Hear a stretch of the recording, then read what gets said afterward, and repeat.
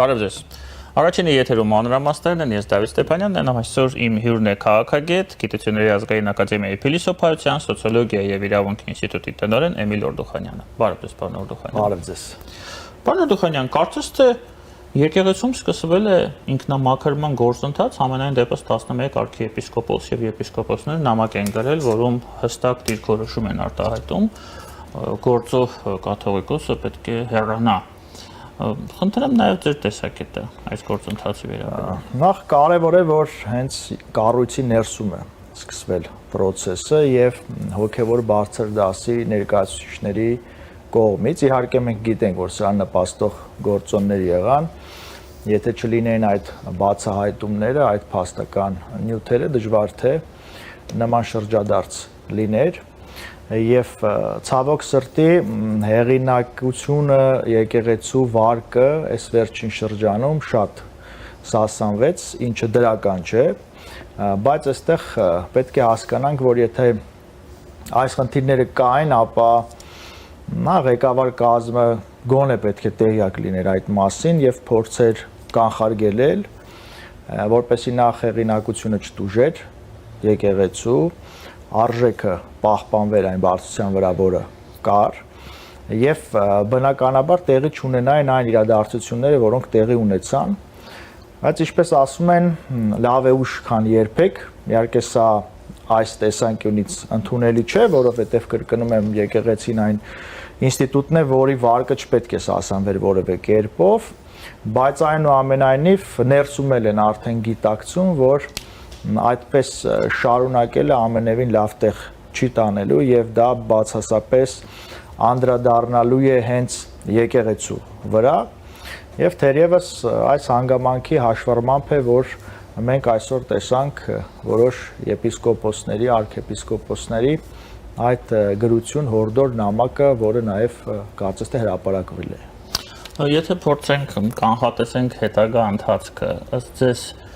ես չեմ հարցնում կաթողիկոսը հրաժարական կտա թե չէ։ Ես հարցնում եմ, արդյոք այդ եպիսկոպոսների թիվը կավելանա, ըստ ձեզ։ Կաթողիկոսը հրաժարական կտա ըստ իս այն պարագայում, երբ այդ եպիսկոպոսները նժարի վրա կդառնան ծանրակշիռ։ Հիմա որքան ծանրանա այդ նժարը, այնքան բնականաբար կմեծանա հավանականությունը, բայց քանի որ սա առաջին քայլն էր, կարծում եմ, որ աջակիցներ այս նամակին ստորագրելու, մենք տեսանք ստորագրություններ, գնալով ավելի կմեծանան եւ այս պարագայում թերևս դիմադրելու որևէ հիմնավոր փաստարկ կարող է եւ այլևս կաթողիկոսը չունենալ։ Շատ կարծիքներ են հնչում, ես տեսնում եմ այսպիսի կարծիքներ, մարդիկ ասում են, արդյոք սա մեր ամենագլխավոր խնդիրն է, կաթողիկոսի հրաժարականը կամ եկեղեցու ինքնամաքրումը, մենք ունենք շատ ավելի կարևոր խնդիրներ, ինչու է այս գործընթացը առաջնային։ Օրինակ ինձ համար, ես անձամբ իմ տեսակետը հայտնեմ, պարոն Օրդուխանյան, այս գործընթացը շատ կարևոր է, որովհետև ինձ համար ընդունելի չէ եւ ամոթալի է, երբ որ եկեղեցու ղեկավարությունը աշխատում է սեփական երկրի դեմ սպասարկելով այլ երկրների շահերը։ Սա ինձ համար էքզիստենցիալ վտանգ է ներկայացնում եւ մարտահրավեր։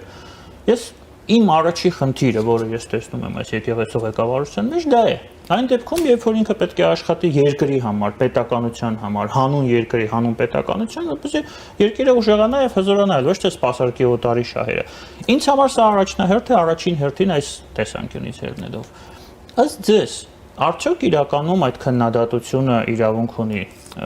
լինել, որքանով է այն հիմնավորված, որ մենք ունենք շատ ավելի կարևոր խնդիրներ եւ ինչու է այդքան կարևոր, որպեսզի եկեղեցու ներսում լինի ինքնամաքրման գործընթաց։ Իհարկե այս խնդիրը խիստ կարևոր է, հույժ կարևոր է, որովհետեւ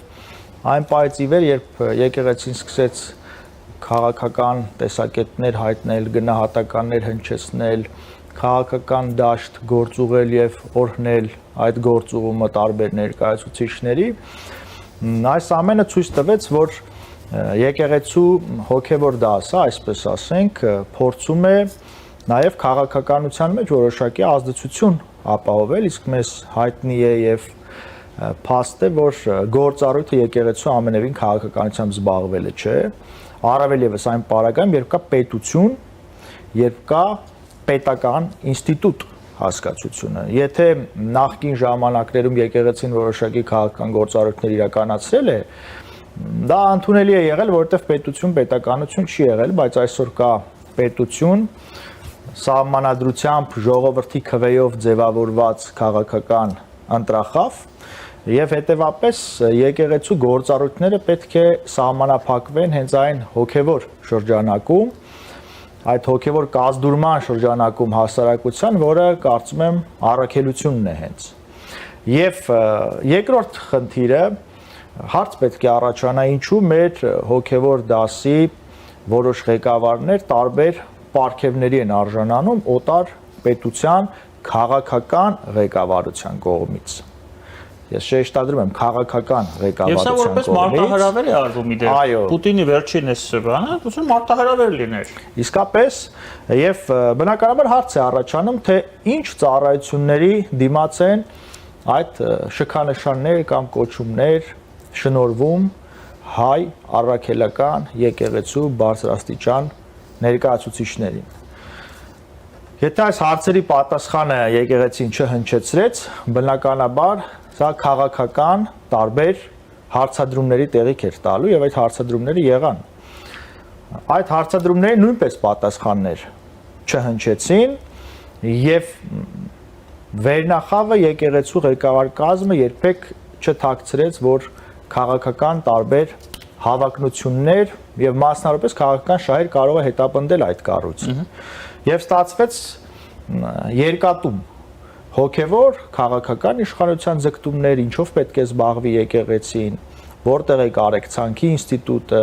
որքանով է հաղորդակից մեր հասարակությանը եւ այլն եւ այլն։ Եվ բնականաբար այս ամենը բերեց այն իրավիճակին, որն այսօր կա, ես դրա համար ասացի, որ լավ կլիներ, որ այս ամենը տեղի չունենար եւ չզարգանար այս աստիճան, որպեսզի հիմա նոր հայտնվեն եպիսկոպոսներ եւ arczepiskopոսներ, որոնք նման պահանջներով հանդես կգան, այլ պետք էր նախապես այս խնդիրները եկեղեցու ներսում քննարկել եւ դրանց համար լուծումներ գտնել, կանխարգելելու, որպեսզի հայաստանյաց առաքելական Սուրբ եկեղեցու վարկը ուղղակի կասկածի տակ չվերցվեր։ Բայց այնուամենայնիվ մենք ունենք այն, ինչ ունենք, ինչպես ասում են, եւ ես կարծում եմ, որ հետագա զարգացումները պետք է ուղղված լինեն մեր հոգեվոր ինստիտուտի, ազգային հոգեվոր ինստիտուտի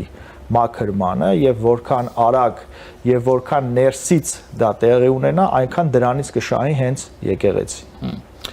Տեսեք, պարոն Օրդոխանյան, մենք երկար տարիներ ունեցել ենք քաղբանտարկյալներ Հայաստանի ներսում,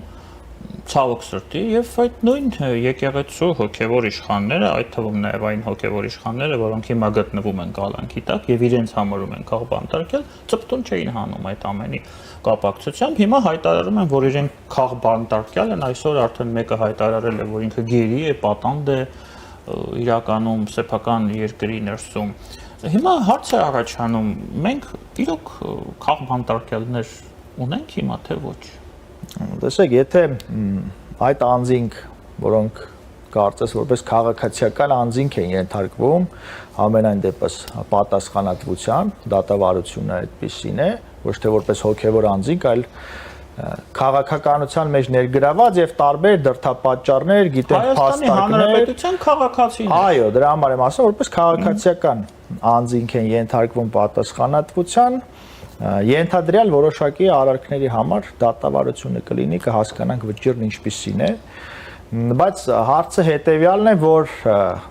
իրենց քաղբանտարկյալ համարողների շարքում կան նաեւ մարդիկ, ովքեր մեր եկեղեցու ղեկավար կազմի կողմից են արժանացել տարբեր շքանշանների, ծառայությունների, ինձ հայտնի չէ ինչ ծառայությունների համար, ինչպիսի աշխատանքների համար, ստացվում է, որ ռուսական կողմից շքանշաններ են ստացել ղեկավար կազմի որոշ ներկայացուցիչներ եւ այսօր տարբեր քրեական հանցանքների համար մեղադրվող եւ իրենց քաղբանտարկյալ համարող անձինք էլ շքանշաններ են ստացել մեր եկեղեցու քաղաքական ղեկավարության կողմից, ինչ որ շղթա կա եւ երկու շղթան էլ տանում է դեպի ռուսական կողմնորոշում, հստակ ասեմ, այսինքն արտաքին քաղաքական ընկալումներում պատկերացումներում ռուսական կողմնորոշումը խիստ ընդգծված է եւ իրենք երբևէ դա չեն էլ թաքցրել։ Այսինքն դա ոչ թե վերլուծված եւ բացահայտված կողմնորոշում է, այլ նաեւ իրենց կողմից բարձրաձայնված տարբեր առիթներով եւ հնարավորություններով եւ այստեղ պարզ է, որ հետքը մեկ տեղ է տանում, քանի որ մեր եկեղեցին ազգային է, մեր պետական ազգային շահերը պետք է սպասարկի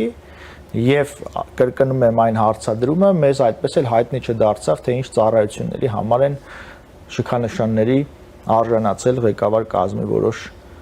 ներկայացուցիչներ։ Լավ կլինի, որ այս հարցն էլ պարզվի, որպեսզի մենք հասկանանք այդ ինչ ծառայություններ են մատուցել օտար երկրին եւ արդյոք այդ ծառայությունները չեն եղել մեր պետական շահերի հաշվին։ Այս համատեքստում ծնվում է հաջորդ հարցը, պարոն Էրդողանյան։ Տեսեք, շատ է խոսվում այսպես կոչված մոլդովական սցենարի մասին, եւ Հայաստանը եւ Մոլդովան գտնվում են հիբրիդային պատերազմի, այսպես ասած, կենտրոնում, էպիկենտրոնում, մեր երկրների դեմ վարվում է այդ պատերազմը, տվյալ դեպքում Ռուսաստանի կողմից, դա ոչ որևէ մեկի համար գաղտնիք չէ, եւ Հայաստանում հնչում են կարծիքներ, որ կարիք կա, որպեսզի այդ ուժերը, որոնք շքանշաններ են ստանում Ռուսաստանից, գումարներ են ստանում, ակնհայտ կերպով սպասարկում են եւ պաշտպանում են Հայաստանում Ռուսաստանի օրակարգը, այն դեպքում, երբ որ այդ օրակարգը մեր երկրի շահերի հետ որևէ ընդհանրություն չունի եւ 20-ից 23 թվականը մենք ցավոք համոզվել ենք այդ ամենում։ Հիմա կարծիք կա, որ այդ երկրներ, այդ կուսակցություններին, քաղաքական ուժերին պետք է ընդհանրապես արգելել մասնակցել ընտրություններում, որպեսզի նրանք այդ destructive, նեգատիվ գործընթացները չկարողանան իրականացնել։ Իսկ կա կարծիք, որ ժողովուրդը պետք է որոշի, այսինքն նրանք պետք է գնան ընտրություններին, ժողովուրդը պետք է որոշի, իրենց ձայն տալ արժե թե ոչ։ Դուք որ տարբերակի կողմնակից։ Տեսեք, եթե կա մտավախություն, որ այդպիսի ուժերի մասնակցությունը շեղելու է մեզ, մեր պետության հիմքերից, իսկ այդպիսի մտահոգություններ կան, եւ կան նաեւ ժողովրդավարական երկրներ, կրկնում եմ, ժողովրդարական երկրներ, որոնք թե քաղաքական տարբեր գործիչների մակարդակով, թե քաղաքական ուժերի արգելել են մասնակցություններ, նշեմ Ֆրանսիայի օրինակը, որը ժողովրդավարական երկիր է, որևէ մեկը չի կարող կասկածի տակ առնել, ժողովրդավարության ձգտով Մոլդովան, որտեղ այո, այն ուժերը, որոնք այդ պետության, ինքնիշխանության, տարածքային ամբողջականության եւ իրավազորության դեմ որոշակի թեզեր կարող են շրջանառել այդ պետությունը տանելով կամ տեսնելով ավտորիտար բլոկի միութենականության հերանեկարի մեջ արգելվեցին։ Հիմա եթե մեր մոտ մենք ունենք համապատասխան ծառայություններ, որոնք որոշակի գործառույթներ են իրականացնում, եթե ունեն հիմնավոր փաստարկներ կամ կգտնեն, որ որոշ ուժերի մասնակցությունը ընտրություններին կարող է նման ռիսկեր ստեղծել մեր պետականության համար, ժողովրդավարության առաջնային պահանջը ժողովրդավարությունը պաշտպանելն է։ Եվ եթե այս հանգամանքը պետք է վերաբերի որոշ ուժերի արգելմանը, ապա բնականաբար նրանց մասնակցությունը պետք է արգելվի, որտեղ ամեն ինչ պետք չէ թողնել ժողովրդի ուսերին, որտեղ երբ որ դա թողնում է ժողովրդի ուսերին, պատասխանատվությունը նույնպես թողնում է ժողովրդի ուսերին։ Բայց ժողովուրդը ձևավորում է իշխանություն, որպեսզի այն ստանձնի պատասխանատվություն, եւ ոչ թե միայն ստանձնի իշխանություն եւ պատասխանատվությունը թողնի կրկին ժողովրդի ուսերին։ Այ իրական ժողովրդավարությունն այսպիսին է լինում։ Իսկ ժողովրդավարության իմիտացիայի պարագայում մենք կարող ենք բերել տարբեր թեզեր, դե պետք է լինի բազմակարծություն։ Եթե այդ բազմակարծության մեջ կա որևէ ուժ, որ ասում է, որ Հայաստանը չպետք է լինի անկախ, որ Հայաստանի տարածքային ամբողջականության մի մասը մենք պետք է զիջենք մեկ այլ պետության եւ այլն, այսինքն խարխլում է մեր սահմանադրությամբ ամրագրած եւ անշրջելի փոփոխության ոչ ենթակա որևէ դրույթ, բնականաբար այս ուժերի մասնակցությունը պետք է սահմանափակվի եւ արգելվի ընտրությունների ժամանակ եւ դրանից մենք կստանանք պետության եւ մեր պետականության պաշտպանություն եւ ոչ թե հակառակը կստեղծենք խնդիր, հետո կփորձենք պայքարել նոր խնդրի դեմ։ Իսկ կբացեք փակագծերը կոնկրետ որ ռիսկերը նկատի ունեք, ստեղծել ռիսկեր պետականության համար, ինչ ռիսկեր կարող են ստեղծել։ Ռիսկերը կարող են շատ լինել։ Օրինակ, եթե նման ուժեր մասնակցում են ընտրություններին եւ խորհրդանում ունեն որոշակի կշիռ, նրանք կարող են բարձրացնել հարցեր, օրինակ նույն մեզ միութենականության մեջ ներքաշելու օրակարգը տարբեր անվտանգային կեղծ դրույթներով կարող են շրջանառել այն թեզերը, որոնք շրջանառում են Հայաստանի, այսպես ասենք, շահերին հակընդդեմ արտաքին սուբյեկտներ, ինչպես օրինակ Զանգեզուրի Միջանցք հորջորջողները, մենք գիտենք մեզ մոտեկան չէ, մարդիկ, որ այդ խոսույթից չեն հրաժարվում, կարծես է դա հաճելի խոսույթ է։ Կան նաև ուժեր, որոնք նոյեմբերի 9-ի փաստաթղթի 9-րդ կետը շատ են սիրում, որը կասկածի տակ է առնում մեր ինքնիշխանությունը, մեր տարածքային ամբողջականությունը եւ իրավազորությունը մեր տարածքում։ Էլ ինչ ասեմ, կան ուժեր, որոնք Հայաստանը մեղադրում էին կապիտուլյացիայի մեջ, հետո այդ կապիտուլյացիոն փաստաթուղթ համարվող իրենց կողմից նոյեմբերի 9-ի փաստաթուղթը ասում են, որ դա Հայաստանի համար լավագույն տարբերակներ, եթե համեմատում ենք օգոստոսի 8-ի փաստաթղթի հետ։ Եվ այլն, պարզ է, չէ, որ այս պարագայում այսպիսի թեզեր հնչեցնողների լատենտ, թաքուն կամ բացահայտ հեռանկարաքաղաքական մեր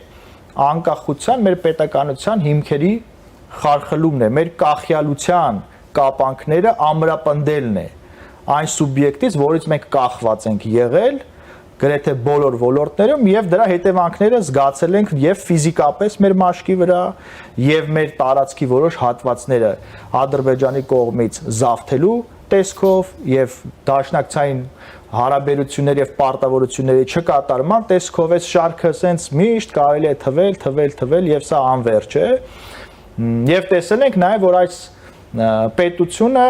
այդ ներխուժումների ժամանակ, ինչը մեզ համար շատ կարևոր է, որովհետև հիմա էլի թեզեր են շրջանառվում, որ դե մեզնից թուրքերը ինչ տարածք են վերցրել, որ հա, տենց բան կա, թե չկա։ Բայց ոնց չկա։ Ջերմուկ, Սյունիք, Վայոց ձոր, տարբեր հատվածներ, որ ներխուժել են Հայաստանի Հանրապետության սուվերեն տարածքն են, չէ՞, զավթել։ Հիմա մենք այդ խոսույթը ինչ ենք անում։ Բերում ենք քաղաքական օրակարգ, փորձում ենք արդարացնել,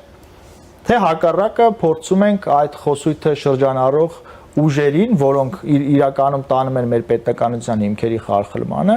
այդ ուժերի մասնակցությունը սահմանափակել։ Իսկ եթե դրա հետ կապված այլ խնդիրներ էլ կան, կարող են ստուգել ֆինանսական աղբյուրները այդ ուժերի, որտեղից են, ինչով են ֆինանսավորում, ինչ ռեսուրսներով, արտաքին ռեսուրսներ են դրանք, ներքին ռեսուրսները, եթե ներքին ռեսուրսներ են այդ ֆինանսավորողների ռեսուրսները ներքին են թե արտաքին են, եւ այլն, այսինքն եթե լինի քաղաքական շահ, կձևավորվի այն քաղաքական կամքը, որը կբերի մեզ այն հանգուցալուծմանը, ինչը Մոլդովան արեց եւ ըստ էության պետությունը զերծ պահեց նոր տարբեր ցնցումներից, որի հնարավորություններն իրականում բավականին մեծ էին, եթե այդ ուժերը մասնակցեին ընտրություններին։ Իդեպ շատ հետաքրքիր է, որ այդ նույն գրաված տարածքների մասով օկուպացված Հայաստանի Հանրապետության Ադրբեջանի կողմից այդ նույն ուժերը ասում են եւ պնդում են, որ մենք պետք է դա փաստացի ռազմական ուժով վերադարձնենք։ Ես չեմ հասկանում, որտեղից է գալիս այդ շահագրգռվածությունը եւ հետաքրքրվածությունը, որպեսզի Հայաստանը պատերազմական գործողությունների գնա Ադրբեջանի դեմ, այն դեպքում, երբ որ մեղմ ասած, շատ մեղմ ասած, այդ ամենի վերջնարդյունքը շատ մեծ հարցականի տակ է, թե ինչով դա կարող է ավարտվել։ Բայց ուրեմն դա համապատասխանում է իրենց քաղաքական հեռանկարային շահերին։ Մարդիկ ընտրություններ են, չէ՞ գնում։ Ասեմ ինչ, որովհետեւ եթե մենք ռազմական ուժով ենք փորձելու վերականգնել, նոր պատերազմ է լինելու, այդ նոր պատերազմում կրկին ձևավորված չի այն հաշվեկշիռը, որը խախտվեց մեր դաշնակցի կողմից հօգուտ Ադրբեջանի տասնամյակներ շարունակ, այսինքն սպառազինության վաճառք եւ այլն, ինչը բիզնես էին ներկայացնում։ Հիմա կհասունանա նոր կոնֆլիկտ, այն սուբյեկտը, որը կոնֆլիկտ էր կառավարում այս տարածաշրջանում տասնամյակներով, կստանա նորից հնարավորություն մնալ այս տարածաշրջանում, որպես խաղաղարար, որպես միջնորդ եւ այլն, հետո նոյեմբերի 9-ի 9-րդ կետը կդառնա կրկին արդիական, որովհետեւ մեզ պետք է փրկեն, չէ՞, եթե կոնֆլիկտ կա, եւ այդ կոմունիկացիաները մենք կզիջենք այդ պարագայում եւ բնականաբար մեր ռեսուրսը չի բավարարի, որ մենք կարողանանք ինքներս մեզ պաշտպանել եւ մենք կգնանք միութենականության ճանապարհով։ Բրկիչներին անհրաժեշտ է դրա համար նոր պատերազմ։ Այո, նոր պատերազմ, որպեսզի Հայաստանը ազնատուր լինի։ Եվ նույնիսկ մինչեւ օգոստոսի 8-ի փաստաթուղթի ստորագրությունը եւ դրանից հետո մենք տեսնում ենք, չէ՞, թե ինչպեսի քննադատություն է ուղղված այդ փաստաթղթին։ Բայց օգոստոսի 8-ի փաստաթղթում կա մի քանի հասկացություն շատ կարևոր, որոնք բացակայում են ամբողջությամբ նոյեմբերի 9-ի փաստաթղթից։ Դրանք են ինքնիշխանություն, իրավազորություն, տարածքային ամբողջականություն բառերը եւ խաղաղություն բառը, որը չենք գտնի նոյեմբերի 9-ի փաստաթղթում, որը կա օգոստոսի 8-ի փաստաթղթում։ Այսինքն այդ ուժերի համար այս 4 իմ թվարկած հասկացությունները ռիսկ են քաղաքական, որովհետև եթե դրանք կան, չկա կոնֆլիկտ եւ չկա էսկալացիա։ Եթե դրանք չկան, կա հակառակի հնարավորությունը, հետեւապես Հայաստանը միութենականություն ճիրաններ ներքաշելու ռեալ հնարավորություն։ Եվ հետեւապես 26 թվականի ընտրությունները ես կարծում եմ մի քանի անգամ ասել եմ, եւս մեկ անգամ կկրկնեմ, որ լինելու է մեր ինքնիշխանության ամրապնդման եւ հակառակը մեր կախյալության, այսպես ասենք, թելերը ամրապնդելու միջև, որովհետեւ եթե մենք չենք տանելու մեր կախվածությունները նվազեցնելու արտաքին քաղաքականություն, հակառակ միտումները գնալով ավելի մեծանալու են։ Իսկ ընդհանուր ինչ այլ միտումներ եք տեսնում նախընտրական։ Նախընտրական շրջանը շատ վաղուց է սկսվել, որտեղ իմ գնահատականով դեռ մայիս ամսին է սկսվել։ 1 տարուց ավել, հա, կար միջև ընտրությունները, հիմա մոտավորապես 6 ամիս է մնացել։ Ինչ տենդենսներ եք տեսնում նախընտրական։ Ասեմ, որ տարբեր ուժեր փորձում են իրենց դիրքերն այսօր ամրապնդել հնարավորինս եւ վերացնել իրենց խոցելիությունները։ Իշխանական ուժից սկսած մինչև ընդդիմադիր, այդ թվում նաև արտախորհրդանական քաղաքական ուժեր, որոնք ավելի ինտենսիվ են դարձել, ավելի ակտիվ են դարձել քաղաքական դաշտում, փորձելով ներկայանալ ավելի նորարարական մոտեցումներով։ Իշխանության պարագայում ամեն ինչ ակնհայտ է, որովհետև ռեսուրսը մեծ է եւ ինքն ավելի է ամրապնդում իր հնարավորությունները։ Ընդդիմադիրները, խորհրդարանական ընդդիմադիրների մասին է խոսքը, որոնց երբեմն նաև ռևանշիստներ են անվանում, այս կողմը փորձում է կասկածի տակ առնել իշխանական թեզերը եւ դրանց համար կեղծ հիմնավորումներ գտնել, այսինքն առաջ տանել պատերազմի խոսույթը, հակադրվել խաղաղության խոսույթին եւ այլն եւ այլն։ Եվ այս հակադրության մեջ կարծում եմ իրական հնարավորություն կարող են ունենալ արտախորհրդանական ժողովրդավարական ձգտումներ ունեցող քաղաքական ուժերը, եթե կարողանան ներկայանալ այնպիսի խոսույթով, որը կտարբերվի իշխանության եւ ընդդիմության խոսույթից, բայց որը կլինի պահանջված մեր հասարակության կողմից, որովհետեւ հասարակության մեջ մի հսկայական հատված կա, որ հոգնել է այս կոնյունկտուրայից քաղաքական, այո, եւ նույնիսկ իշխանական տարբեր ներկայացուցիչներ էլ երբեմն ասում են, որ այս նախկին եւ ներկա հակամարտությունը կամ խոսույթը հոգնեցնում է հասարակությանը եւ այսպես ասեմ ընդդիմությունը փոխելու անհրաժեշտություն է առաջանում, որովհետեւ ընդդիմադիր ուժերն են, որոնք տանում են խորհրդարանական ընդդիմադիր ուժերը մեզ դեպի մեկ սուբյեկտից կրկին կախյալություն եւ իրենց խոսույթը հենց ուղղված է այս թեզերի շրջանառմանը։ Հիմա եթե մենք ուզում ենք ամրապնդել մեր անկախ, տեսեք ինչ են քննադատում օրինակ թրիփի մեջ ուզում են բերեն մտցնեն ռուսական գործոն։ Ինչու դուք չեք ուզում մեր պետությունը ունենա մի անկախ այլընտրանքային հնարավորինս անկախ մի ենթակառուցվածք, որից մենք կկարողանանք դիվիդենդներ շահել եւ ամրապնդել դիրքերը եւ նաեւ բարձրացնել մեր կարեւորությունը այս տարածաշրջանում։ Անպայման պետքա բերենք ինչ-որ մեկին դրա մեջ մտցնենք։ Այսպիսի հարցեր կան, էլի հիմա արտախորհրդանական ժողովրդարական ուժերն էլ պետք է փորձեն այս երկու խոսույթների միջև գտնել այն նիշը, որի պահանջը վստահաբար հասարակության մեջ կա եւ դա կարող է հնարավորություն ստեղծել նաեւ խորհրդանում ունենալ նոր կազմ։ Ասեմ ինչու, որովհետեւ շրջանառվում է 4-րդ հանրապետության թեզը, չէ՞։ Նախկին կազմով խորհրդարանով 4 հանրապետություն հնարավոր է թե ոչ։ Եթե նախկին կազմով ենք, նախկին խոսույթով է լինելու, նախկին թեզերով է լինելու, բա նոր արժեքները ուր մնացին, նոր խոսույթը ուր մնաց։ Պետք է նոր ուժեր գան, չէ՞, որ այդ նոր խոսույթը լինի եւ հետեւապես ես կարծում եմ այս թեզերը պետք է ավելի շրջանառվեն եւ նաեւ գործնականանան։ Այսինքն դուք խոսում եք ընդդիմափոխության մասին, այսինքն դուք բացառում եք, որ կարող է լինել իշխանափոխություն։ Ես կարծում եմ այսօրվա իրավիճակում իշխանության դիրքերը ամուր են։ Եվ քանի որ իշխանությունը բացում է նաև այն փակ եւ տաբու թեմաները, եւ որոնցից մեկը նաև կապված է եկեղեցու ղեկավար դասի հետ, չէ՞ որ եթե չլինեին այս բացահայտումները, ես ասացի դժվար թե այդ եպիսկոպոսները նման շարադրեին նման նամակ եւ նման պահանջ եւ այլն եւ այլն, Իշխանության դեպքերը գնալով ամրանալու է, եթե այս հարցերը լուծվելու են։ Եթե չլուծվեն, բնականաբար կարող է եւ որոշակիորեն թուլանալ, բայց քանի որ այս իշխանության օրոք էր, որ նշենք մի քանի հանգամանք, որ եկան եվրոպական դիտորդներ, ստորագրվեց Հռոմի ստատուտ,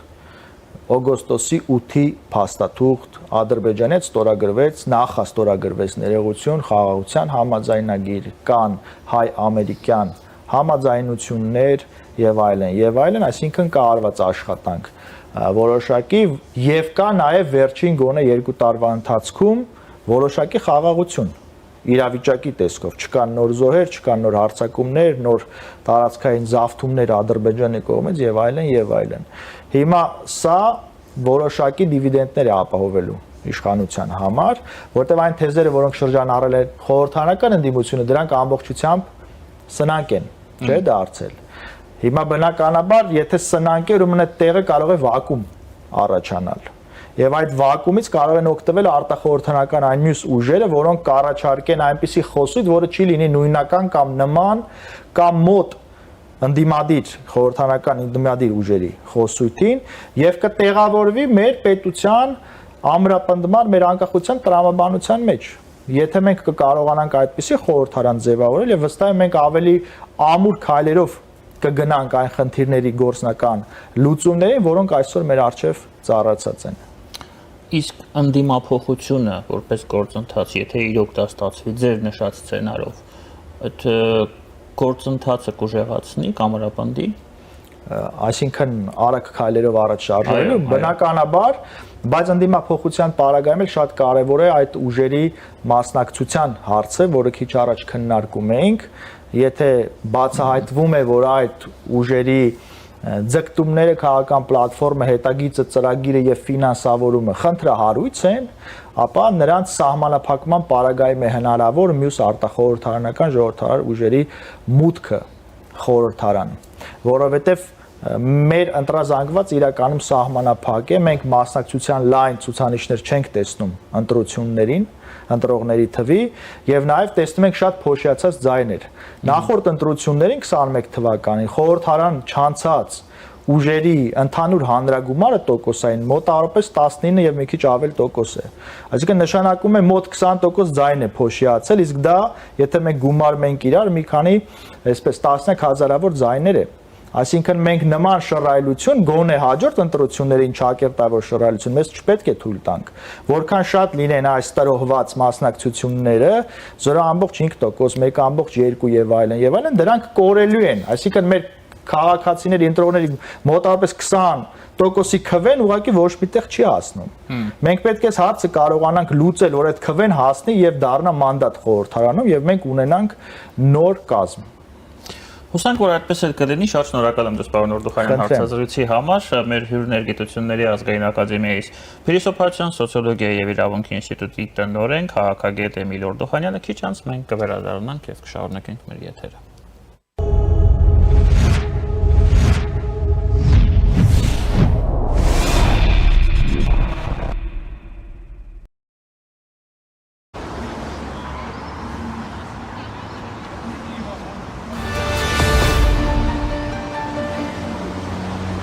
Ուրբաթը սև չի, իդեալը ինչ ուզես կզեղչի։ Նոյեմբերի 20-ից 30-ը ջերուցման կաթսաների նշված տեսականին ձեռք բերեք իդեալ համակարգից սկսած ընդամենը 129,000 դրամից։ Առաքումը ստացեք երբ կցանկանաք, իսկ ապառիկը առանց որևէ տոկոսի։ Մանրամասները idealsystem.am։ Սև ուրբաթ, ուրեմն իդեալ։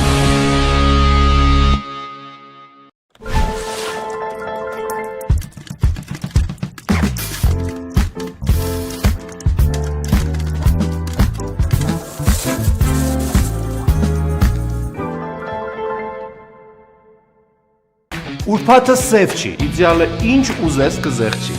Նոյեմբերի 20-ից 30-ը լամինատների նշված տեսականին ձեռք բերեք իդեալ համակարգից 1 քառակուսի մետրը սկսած ընդամենը 1990 դրամից։ Առաքումը ստացեք երբ կցանկանաք, իսկ ապառիկը առանց որևէ տոկոսի։ Մանրամասները idealsystem.am։ Սև ուրբաթ, ուրեմն իդեալ։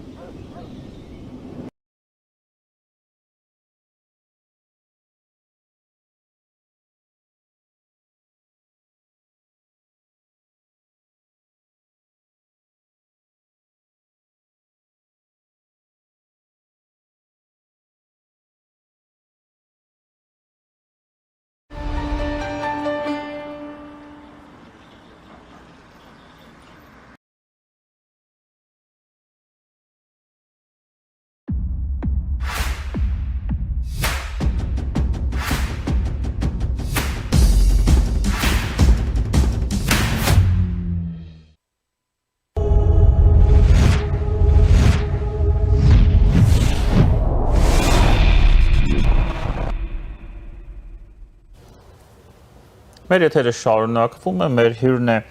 Արցախի Հանրապետության ազգային ժողովի նախկին պատգամավոր Վահրամ Աթանեսյանը, բարև ձեզ, պարոն Աթանեսյան։ Բարև ձեզ։ Պարոն Աթանեսյան, այն գործընթացը, որը մեկնարկել է Հայաստանի եւ Ադրբեջանի շուրջ, խաղաղության գործընթացը, երևի թե այդքան մեծ ընդդիմություն չի ստացել, ընդդիմախոսներ չի ստացել երկրի ներսում, որքան մեր փորձագետների այցը Բաքու։ Ես ծանոթացել եմ մի քանի գնահատականի հետ, հիմնականում ընդդիմադիր ճամբարից, որտեղ այդ մարդիկ շատ չեմ ուզում թվարկել, թե ինչի պետետներ են հնչում, եւ միանգամից զգացվում է, որ շատ լուրջ քննադատություն կա, եւ այդ մարդիկ ուղղակի շահագրգռված չեն, որպես այս գործընթացը շարունակական լինի։ Եվ դրան զուգահեռ, այսպես ասեմ, նաեւ հնչում են մոտավորապես այդ նույն տրամաբանության մեջ ձայներ մարդկանց կողմից, որոնք շատ են գնում գալիս Հայաստան, չեմ ուզում էլի անուններ տամ, եւ սպասարկում են մեծ հաշվով Ռուսաստանի շահերը։ Էլի խաղաղության գործընթացի դեմ անընդհատ ցույց են տալիս, որ Ադրբեջանը չի գնալու այդ գործընթացին, Ադրբեջանը խափում է, անիմաստ է այդ գործընթացը, տեսեք, sense, մի խոսքով դուք հասկացաք, ստեղծվում է մի հատ ինֆորմացիոն տեղեկատվական ֆոն, որը հիմնական նպատակը հետեւյալն է. Ադրբեջանի եւ Հայաստանի միջև խաղաղությունը անհնար է, հետեւաբար պետք է Եթե ոչ պատրաստվել պատերազմի, ապա գոնե սառեցնել այս իրավիճակը եւ ամեն ինչ մնա այնպես, ինչպես կա։ Այս մարդիկ ինչ են ուզում իրականում, ինչ նպատակներ են հետապնդում։ Ցաման անկեղծ ասած շապազանց բարդ է կողմնորոշվել թե իրոք ինչ է քարոզում, արդյոք դա քաղաքական խոսույթ է, թե քաղաքագիտական Սա էլ անորոշ է, կարող եմ այսպես ազնական տպավորություն ասել, որ ըստ երևույթին ածանցված է երկրորդ նախագահի Մամուլի ասուլիսից, որի ժամանակ նա հայտարարեց, որ խաղաղության գործընթացը կախված է մեկ մարդու կամքից, եւ այդ մարդը Իլհամ Ալիևն է։ Ինչ է դա նշանակում, ինչ նպատակ է հետապնդում, տարբեր ենթադրություններ կարելի է անել, բայց ես ուղղակի ստիպված եմ արձանագրել, որ բուն Ադրբեջանում Ալիևին այդքան չեն հերոսացնում, որքան Հայաստանի որոշ շրջանակներ են այնպես ներկայացնում, որ աշխարհը մի կողմ, Իլհամը մի կողմ, եթե չի ընդունում, ուրեմն չի ընդունելու, եթե ասում է Սևան չկա, Գյոքչայ է, ուրեմն Գյոքչայ է։ Զանգեզուրի միջանցք, ուրեմն Այո, Զանգեզուրի ուրեմն միջանցք։ Զանգեզուրի միջանցք է։ Եթե ասում է, որ ադրբեջանցիները պետք է վերադառնան Հայաստան, ուրեմն վերադառնալու են։ Այս քարոշությունը իմունիտետ թույլատնելու միտում ունի, թե այդ երկրի շահ է սպասարկում, որովհետև այսպես եթե պետք է նկատած լինենք անպայման, որ զուգահեռաբար գնում է մի դիսկուրս, որ հայ-ադրբեջանական պայմանավորվածությունը պարզապես թուղթ կմնա, եթե չունենա միջազգային երաշխավորներ։ Ով է այդ երաշխավորը, չի մասին է խոսում, ու հասկանալի է, որ խոսույթը տանում է Իրենք տանում են դեպի այն ուղղությամբ, որ Ռուսաստանը կարող է հայ-ադրբեջանական խաղաղության երաշխավոր լինել։ Եվ դա Արցախից հետո, պարոն Աթանասյան։ Ես չեմ ասում, թե այդ տեսակետը նույնիսկ գոյության իրավունք ունի։ Ես արձանագրում եմ փաստը։ Չէ, տրամաբանությունն է փորձում հասկանալ։ Զուգահեռ խոսույթներ, ասենք խաղաղություն չի լինի, խաղաղության երաշխավորը կարող է լինել Ռուսաստանը, այսինքն խաղաղություն կարող է ստորագրվել միայն Ռուսաստանի միջնորդությամբ։ Ես միանգամից հիշեցի այսպեսի մի բան կներեք ընդհատելու համար, որ Ղարաբաղի կոնֆլիկտի բանալիները Մոսկվայում են գտնվում։ Շատ նման է։ Իհարկե շատ նման են եւ վտանգավորությունը այստեղ հենց դրանում է, որ երկու պայմանավորվածությունը ստորադասվում է միջնորդավորված պայմանավորվածության։ Այսինքն ոչ թե հայ-ադրբեջանական խաղաղություն, այլ Հայաստանի համար խաղաղություն երրորդ կողմի բարեգտությամբ, որպեսզի մանտրան, որ մեզ հետ է ավելի քան 200 տարի, որ մենք Ռուսաստանի փրկվածն ենք, չկոտրվի, չփոխվի, սերնդափոխություն տեղի չունենա ոչ միայն քաղաքականության մեջ, այլև մտածողության, ինքնաարտահայտության, ինքնադրսևորման մեջ, չէ՞, մի բան է օրինակ դու լինես արժանապատիվ, թեկուզ փոքր, բայց արժանապատիվ ազգի զավակ, բոլորովին այլ բան է, երբ քեզ միջազգային հանրությունը ընկալում է որպես ցեղասպանությունից փրկված, ռուսական օգնությամբ 1828 թվականին Պարսկաստանից ազատագրված եւ ազգային ինքնություն ձեռք բերած հանրության ներկայացուցիչ, չէ՞, բարդույթները վերջին տասնամյակում, այսպես ասենք, փորձ է արվում հաղթահարվել։ Հայաստանում ձևավորվում է ոչ միայն քաղաքագիտական, փորձագիտական ընկալում, այլև ստեղծագործական։ Նայեք, ազատ ժանրի ստեղծագործությունները, որ մենք մեր ճաշակին կարող ենք համապատասխան չհամարել, այդ բարդույթը հաղթահարելու դրսևորումներ են։ Նկարչության մեջ լինի, ջազ երաժշտության մեջ լինի, չգիտեմ, փոփ կուլտուրայի ասպարեզում լինի, դա ձերբազատված կոմպլեքսներից ձերբազատվող հանրության գեղարվեստական ինքնադրսևորման նմուշներ են, որ ցավոք քաղաքական շրջանակների, նույն շրջանակների կողմից շատ քննադատաբար են ընդունում, թեև անկախության դարաշրջանում այդպես էլ այն մշակույթը, այն քաղաքակրթությունը, որ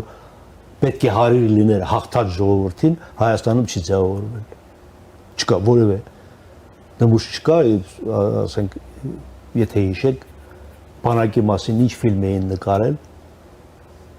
բանակում։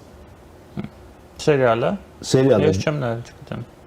Դա էր այն ժամանակվա բանակի կերպարը, որ ներկայացում էին Շարքային Ջամշորյանի միջոցով, չէ՞, մի, չգիտեմ ինչ, տարաշխարհիկ կերպար, որ բացարձակապես հարիր չէր հայ զինվորի կոչմանը, արժանապատվությանը, Սա ես մի քիչ ցավալեցի չափազանց բարդ խնդիր է, եթե փորձեմ վերադառնալ սկզբին, ապա պետք է ասեմ, որ այստեղ հետապնդում է մի նպատակ։ Ինչպես տարիներ շարունակ Հայաստանը մոլորություն է ունեցել, որ Լեռնային Ղարաբաղի հարցում հնարավոր է Ադրբեջանի նկատմամբ ճնշում գործադրելով հասնել ինչ-որ հայանպաստ լուծման, այնպես էլ այսօր փայփայում են այն հեռանկարը, որ երրորդ ուժի միջոցով, տվյալ դեպքում Ռուսաստանի միջոցով կարելի է Ալիևին պարտադրել, որ խաղաղություն ստորագրի, այսինքն արժանապատիվ իրավահավասար փոխհարաբերությունները դարձյալ փորձ է արվում միջնորդավորել երրորդ երկրի միջամտությամբ կամ նրա հեղինակության արմատավորմամբ կամ վերաարմատավորմամբ ինչպես հասկանալի է։ Պարոն Աթանասյան, նաև հետաքրքիր է ձեր տեսակետը իրականում ինչ է կատարվում Հայաստանի եւ Ադրբեջանի միջեւ, Ադրբեջանը ինչ է ուզում եւ որքանով է պատրաստ այդ խաղաղությանը, հաշվի առնելով, որ դուք մեղմ ասած այնքան էլ ված չեք ճանաչում ադրբեջանցիներին եւ ուսումնասիրել եք նաև ադրբեջանական իշխանությունը։ Գիտեք, ես մի քանի անգամ այս նկատառում արտահայտել եմ, որ սովետական սահմաններով Հայաստանի տարածքային ամբողջականության ճանաչումը հակասում է ոչ միայն Ալիևի անձնական ցանկություններին, հակասում է այդ երկրի սահմանադրությանը։ Այդ երկրի սահմանադրությունը հենված է 1991 թվականի։ Այսինքն Ալմատին 1991 թվականի հոկտեմբերի 18-ին այնտեղ ընդունվել է պետական անկախության վերականգնման մասին սահմանադրական ակտ։ Այդ ակտը Ադրբեջանը համարում է առաջին հանրապետության իրավահաջորդ։ Առաջին հանրապետությունը հռչակվել է 1918 թվականի մայիսի 28-ի հռչակագրով Արևելյան եւ Հարավային Անդրկովկասում։ Բայց մի հեղուկ ձևակերպում է։ Նույնիսկ չի գրել Բաքվի եւ Ելիզավետապոլի նահանգների տարածքներում, դա հասկանալի կլիներ։ Ինչ է հասկացում Արևելյան եւ Հարավային Անդրկովկասում, հեղուկ հասկացություն է, նորից եմ ասում, դու դրա համար էլ Ադրբեջանի 86.6 հազար քառակուսի կիլոմետր տարածքը, որ այսօր ունի, միջազգայինորեն ճանաչված է, իր սահմանադրությանը, գործող սահմանադրության հակասում է։ Բնականաբար Ալիևը պայմանագիրը նախաստորագրել է այն ակնկալիքով, ես կարծում եմ, որ տրիպի ծրագրով այդ նախագծի իրացմամբ ինքը ինչ-որ հավելյալ արտոնություններ կստանա, որ թույլ կտա ժողովրդին ներկայանալ որպես իրոք Հայաստանին հաղթած երկիր։ Հակառակ պարագայում այն կերպարը, որ ինքը իրենից ստեղծել է, հանրայնորեն չի ընկալում։ Բայց այսօրվա Ադրբեջանում կա մի փորձագիտական, այսպես քաղաքագիտական խոսույթ, որ հիմնականում շրջանառության մեջ է դրվում Եվրոպայում ադրբեջանական վտարանդիության աղբյուրների միջոցով,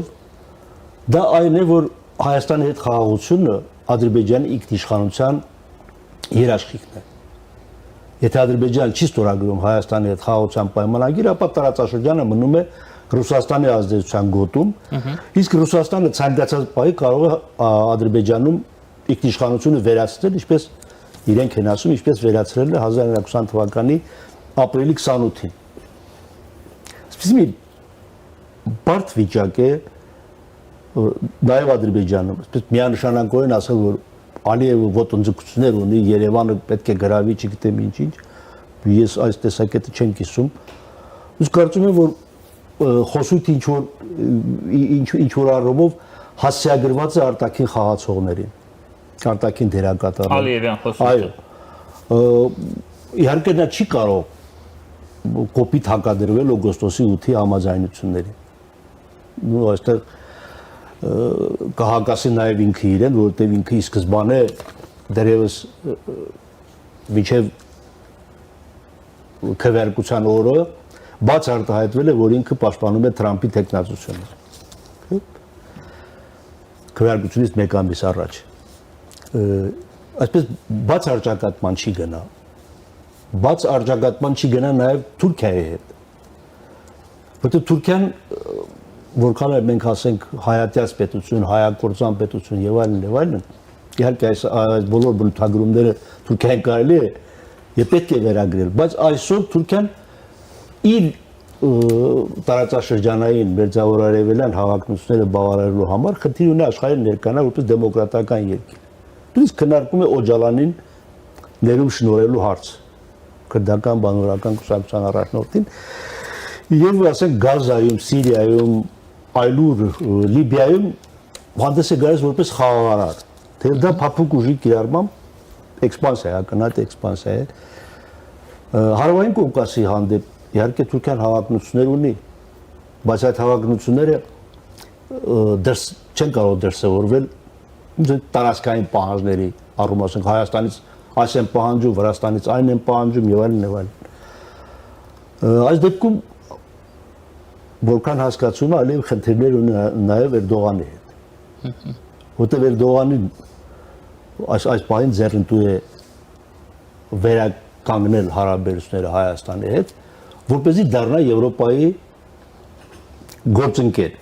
Ես չեմ ասում թե հանուն մեզ Եվրոպան Թուրքիային գործընկեր է ճանաչելու։ Պարզապես երբ փոխվում է ֆոնը, թուրքական պետության ընկալման ֆոնը փոխվում է, ապա ծնվում են նաև համագործակցության հնարավորություններ, համագործակցության առիթներ։ Այսօր Ֆրանսիան եւ Թուրքիան Սիրիայում հոյակապ համագործակցում են Իսրայելի դեմ։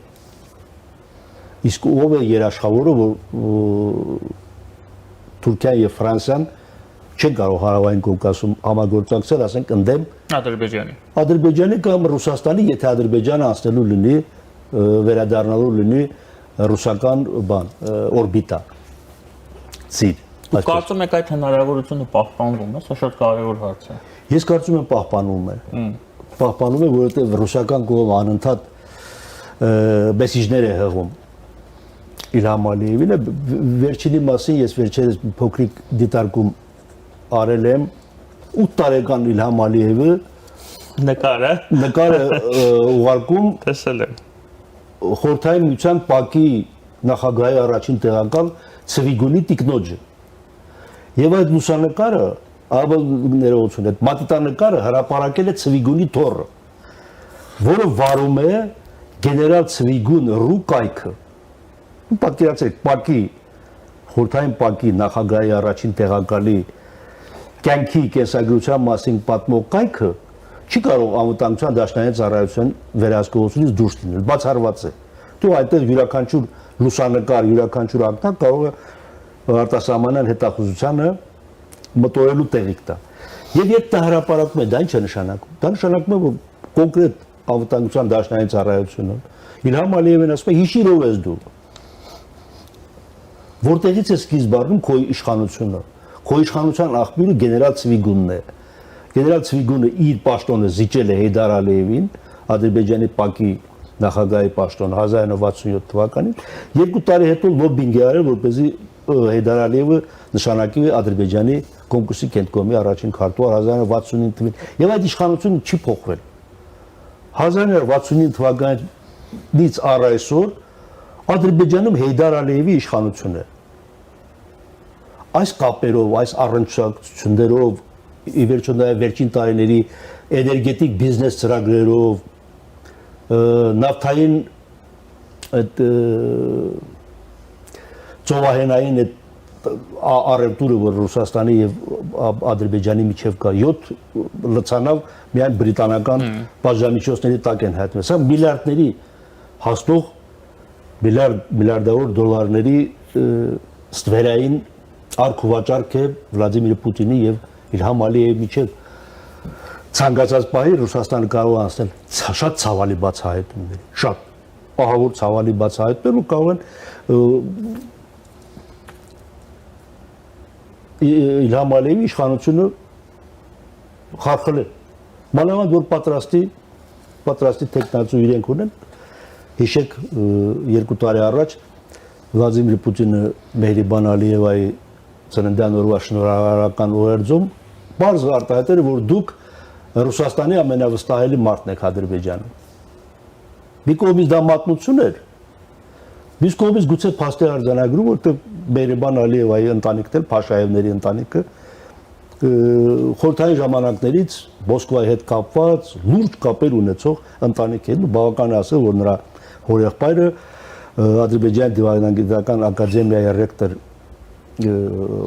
Հաֆեզ Փաշաևը ժամանակին ԽՍՀՄ միջուկային հետազոտությունների կենտրոնում է աշխատել Դուբնայում։ Այսինքն միջուկագետ ֆիզիկոս է։ Նման մարդիկ հատուկ ծառայությունների հետ խոր կապեր ունեցող ազնվորություններ են։ Բայց նպատակադրումը ո՞րն է փոխել Ալիևին Ալիևայով։ Նույն բանը չի։ Ոչ, ըստ երևույթին ոչ։ Ըստ երևույթին ոչ, ես չեմ կարող այդ ընտանեկան կլանների հարաբերակցությունը այսպես վերլուծել գնահատել, բայց վերջին տարիներին դա նույնիսկ ադրբեջանցի փորձագետներն են արձանագրել, Մեհրիբանը հստակ քաղաքականություն է վարում իշխանությունից հեռացնելու բոլոր նրանց, ովքեր որևէ կերպ կապ են ունեցել Հեյդար Ալիևի հետ։ Այդ վերջինը Ռամիզ Մեհդիևն է, որը կալանավորվել է, որի դեմ քրեական գործին լրջություն հաղորդելու համար երեք Բաքվում խորհրդային միության դրոշը պարզող 3-4 հոգու ձերբակալել եւ նախնական կալանքի են ենթարկել Երամսա ժամկետով։ Պարոն Աթանասյան, այսինքն մենք կարող ենք ձեր այս խոսքերից հետևություն անել, որ Ռուսաստանը պահպանում է լծակներ, որպեսզի օգոստոսի 8-ը հիշեցնել Ալիևի Ադրբեջանի ձեռքով։ Ես ճնշման միջոցով այդքան միանշանակ չէի ասի, այսինքն ես այդ տեսակետի պաշտպան կլինեի կամ աջակից կլինեի կամ խաղաղության գործընթաց Հայաստանի եւ Ադրբեջանի։ Եթե գործ չունենայինք ուկրաինական կարգավորման գործընթացի շուրջ տուրբուլենտության հետ։ Ինչից ակնհայտ այսպես տպավորություն է ստեղծում, որ այդ ծրագիրը Մոսկվայում գրվել է դիվանագիտական Թրամփի 28 կետը։ Այո։ Դիվանագիտական խողովակներով այդ հասել է այնտեղ կամ չգիտեմ Կիրիլ Դիմիտրիևն է փոխանցել Ուիտկոֆին, հետո ներկայացել են որպես Թրամփի ծրագիր եւ այդ կոշտությունը ամերիկյան կողմի կոշտ վերաբերմունքը Ուկրաինայի հանդեպ, այդ ինչու՞ չէ նաեւ Եվրամիության հանդեպ թույլ է տալիս ենթադրել, որ ինչ-որ ռուս-ամերիկյան ինչ-որ գլոբալ մի համաձայնություն կա, որի դրսևորումից մեկն էլ օգոստոսի 8-ի համաձայնությունն է եւ Ռուսաստանը ավելի շատ այդ համաձայնություններին նորմալ ներգրվելու, շահութային իր համար եկամտաբեր ներգրվելու խնդիր է փորձում լուծել։ Այդտեսեք Ռուսաստանյան երկաթուղիներ ընկերության գլխավոր տնօրենի տեղակալը երեք հայտարարել է, որ քննարկվում է Ադրբեջանի տարածքով Հայաստան եւ հակառակ ուղղությամբ բեռնափոխադրումներ իրականացնելու հարց, սա արդեն միանգամյա ժեստ չի, որ ասենք Ալիևը ճանապարհը բացեց Ռուսաստանից ծորեն եկավ։ Խոսքը լուրջ կոմունիկացիոն ծրագրի մասն է, որտեղ այնտեղ թվարկում է բեռնափոխադրումների 3 տեսակ. արտահանում, ներմուծում, տրանզիտ։ Այսինքն ենթադրում է, որ Հայաստանը Ադրբեջանի տարածքով կարող է Ռուսաստան բեռներ արտահանել։ Ասենք սառնարանային վագոններով Ծիրան, օրինակի համար։ Սա արդեն բոլորովին այլ ծրագիր է, որը չի կարող չառընչվել Սյունիքում հաղորդողների վերաբացման կամ հաստատման, խոսքով թրիպ ծրագիր է։ Այս պահին ես այսպես կասեի, որ Ռուսաստանը կտրուկ դեմ չէ, եթե ինքը չի կորցնում։ Բայց ինչ չի կորցնում։ Այս հարցը դեռևս Ռուսաստան հստակ չի ձևակերպել, եթե իհարկե անտեսենք այն, որ այսօր հապկի գագաթաժողովը մեծ սրտացավություն է արտահայտել Հայաստանի եւ Ադրբեջանի միջև խաղաղության գործընթացի շուրջ։ Արդյոք սա ենթատեքստային չէ, ես կարծում եմ պետք է լուրջ վերլուծության Պուտինն էլ պատրաստվում է բոլոր հապկ պետություններին զենք վաճառել, նորագույն զենքեր, որոնք Ուկրաինայում Ոչ միայն զենքեր վաճառել, Պուտինը առաջարկում է ռազմաարդյունաբերական համալիրի խոր կոոպերացիա։ Այսինքն հնարավոր է որ Ղրղստանում կինժալ արտադրվի օրինակի համար։ Տեսականորեն։ Ասում է կոոպերացիա, ռազմաարդյունաբերական համալիրի կոոպերացիա։ Կամ Հայաստանում որպես հապկանդամ երկիր S300 արտադրի օրինակի համար։ Սա առաջարկություն է։ Այդ առաջարկությունը ինչի հակակշիռ է արվում։ Այդ առաջարկությունը արվում է Եվրամիության ռազմաարդյունաբերական համալիրը արդիականացնելու Եվրամիության ծրագրին պատասխան։ Չէ, Լուկաշենկոն լրացրեց։ Եվրամիության սպառազինվածությունը դա մարտահրավեր է, որին մենք պետք է արձագանքենք եւ արձագանքենք։ Այստեղ արդեն բարդ է մեր ընտրությունը, Հայաստանի ընտրությունը, որտեղ Հայաստանը փաստացի հապկի չի անդամակցում։ Ֆորմալ առումով մնում է հապկանդամ, բայց փաստացի չի մասնակցում ոչ զորավարժություններին, ոչ որևէ այլ միջոցառում։ Դե Փաշինյանի բացակայությունը Բիշկեկում արդեն խոսում է ամեն ինչի մասին։ Իսկ Պուտինը առաջարկում է եկող տարի հապկանդամ երկրների ուղեղային կենտրոնների խորհրդաժողով միասնական եւ անբաժանելի անվտանգության համակարգի շուրջ։ Սա ծրագիր է, բայց ծրագիրը որքանով է Միացյալ Նահանգների նախագահի հետ համաձայնեցված։ Թրամփը կամ Թրամփի վարչակազմը ընդունում է արդյոք, որ հետխորհրդային տարածքը պետք է մնա կամ պետք է լինի, պետք է վերադառնա ռուսական կուրացիայի տակ, ասինքն եթե Ուկրաինան հանձնում է, իսկ փաստացի հանձնում է նաև Ղազախստանը, կենտրոնական Ասիան, եթե կենտրոնական Ասիան հանձնվում է, Հարավային Կովկասը ինչ է անելու, մանավանդ որ Եվրամիությունը եւ Միացյալ Նահանգները գրեթե լիովի խզել են կապերը Վրաստանի հետ։ Ձեր հարցադրումները իմ գնահատականով շատ ռետորական են հնչում տվյալ դեպքում կապված կենտրոնական Ասիայի հետ, բայց տեսեք, պարոն Աթանասյան, ինձ այս ամենում հետաքրքիրը հետևելն է։ Եթե Ուկրաինան հանձնում է Թրամփը Պուտինին, ինչի դիմաց է հանձնում։ Սա շատ կարևոր հարց է։ Այդ Պուտինը ինչ պիտի խոստանա Թրամփին։ Ռուսաստանը։ Ահա։ Օրինակ, ինչպես։ Բացեք ընդերքը, օրինակ, կոմունիկացիաներ, հյուսային Սառուցյալ օվկիանոսով դավարկության ազատություն, չգիտեմ, Ռուսաստանը հսկայական պոտենցիալ ունեցող երկիր է եւ ինչ որ բան կարող է Միացյալ Նահանգներին առաջ։ Խնդիրը դրանում չէ, խնդիրը դառնում է որքանով են օրինակ Թրամփը եւ Պուտինը կարողանալու լեգիտիմացնել այդ գործարքը։ Ու չեն էլ թաքցում, չեն ասում պայմանագիր, ասում են գործարք։ Իսկ գործարքը մի բանի դիմաց ինչ որ բան ստանալն է։ Ասենք Ռուսաստանը ստանում է Ղրիմը, Դոնբասը, Խերսոնը եւ Զապորոժիան չի գրավում, բայց բարեգործություն է կատարում Ռուսաստանը Ուկրաինայի հանդեպ, փոխարենի չէ ստանում Թրամփը։ Թրամփը ստանում է Ուկրաինայում ներդրումների շահույթի 50%։ Իսկ ներդրումները ռուսական սառեցված գումարներ պետք է լինեն 100 միլիարդ պետք է ներդրի Եվրամիությունը։ Չափազանց турբուլենտ իրավիճակ է, երբ ասում եք, որ կենտրոնական Ասիայի վերաբերյալ դիտարկումները ռետորական հարցադրումներ, իհարկե ռետորական հարցադրումներ, որտեղ ոչ մեկը չի կարող կանխատեսում անել, եւ ես չեմ հավատում։ Ես հասկանում եմ, որ չեք հավատում, դրա համար եմ այդպես։ Չեմ էլ հավատա որևէ վերլուծաբանի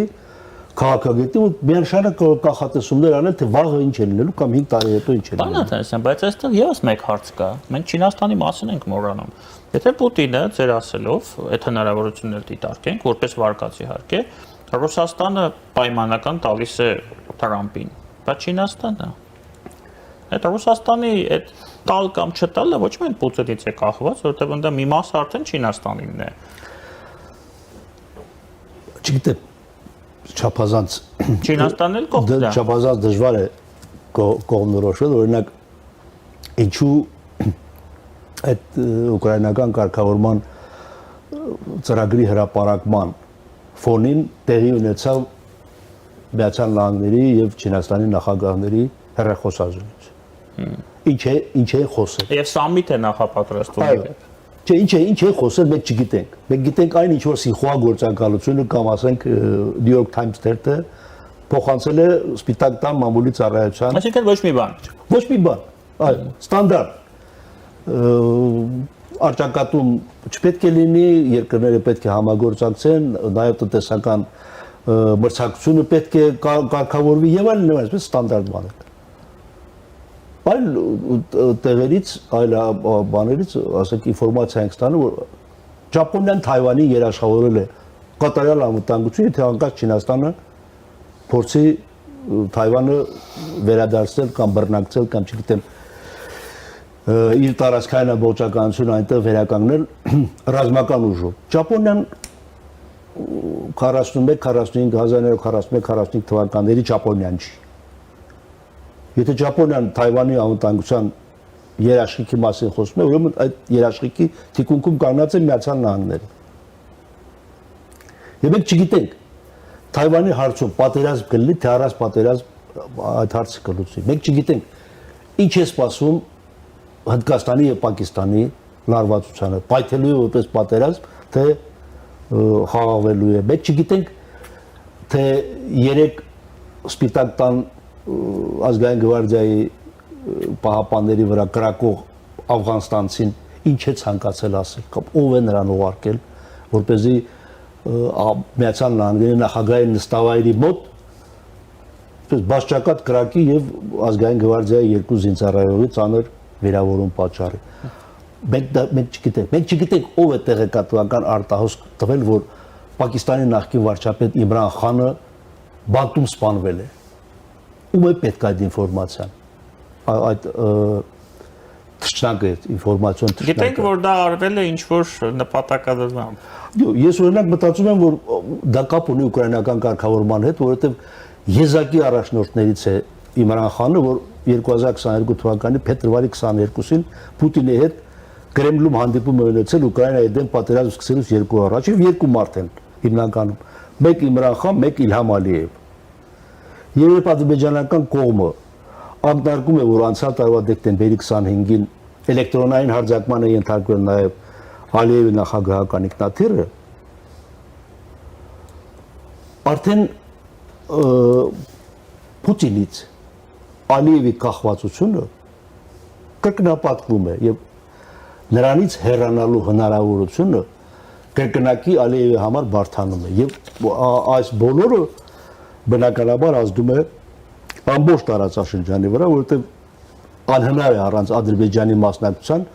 Հարավային Կովկասում ինտեգրացիա ապահովել կամ Հարավային Կովկասը ինտեգրել Կենտրոնական Ասիայի հետ, ինչպես ասենք Եվրամիությունն է պատկերացնում,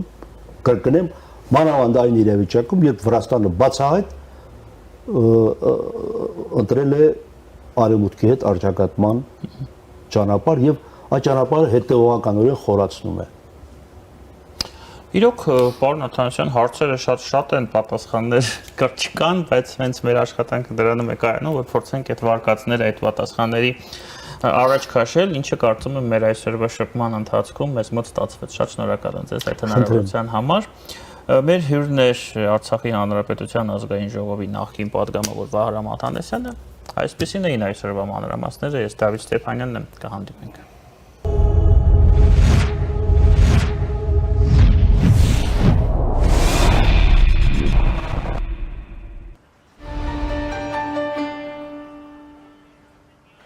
Ուրբաթը սև չի, իդեալը ինչ ուզես կզեղչի։ Նոյեմբերի 20-ից 30-ը պաստառների նշված տեսականին ձեռք բերեք իդեալ համակարգից, մեկ հատը սկսած ընդամենը 690 դրամից։ Առաքումը ստացեք երբ կցանկանաք, իսկ ապարիկը առանց որևէ տոկոսի։ Մանրամասները idealsystem.am։ Սև ուրբաթ, ուրեմն իդեալ։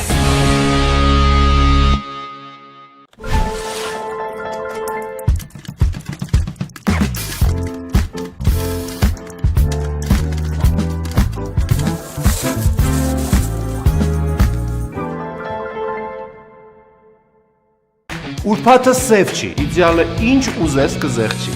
Նոյեմբերի 20-ից 30-ը Սանկերամիկայի նշված տեսականին ձեռք բերեք իդեալ համակարգից սկսած ընդամենը 13000 դրամից։ Առաքումը ստացեք երբ կցանկանաք, իսկ ապառիկը առանց որևէ տոկոսի։ Մանրամասները idealsystem.am։ Սև ուրբաթ, ուրեմն իդեալ։